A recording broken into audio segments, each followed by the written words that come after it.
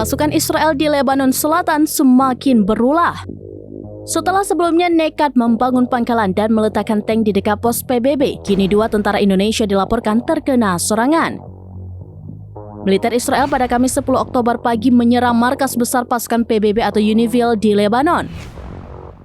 Juru bicara misi PBB Unifil, Adria Tanenti, mengatakan bahwa Israel menargetkan 3 pangkalan Unifil.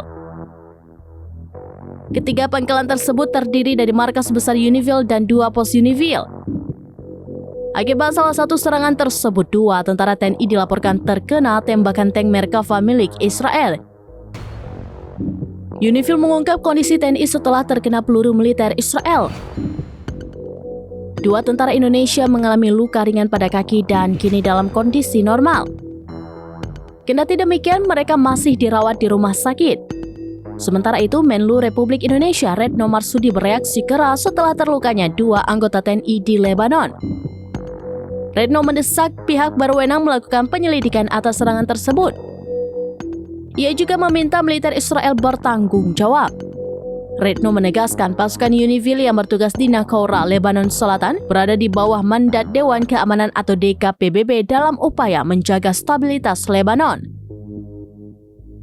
Sehingga serangan apapun terhadap pasukan penjaga perdamaian merupakan bentuk pelanggaran berat hukum kemanusiaan internasional dan resolusi DKPBB 1701 sebagai dasar mandat Unifil.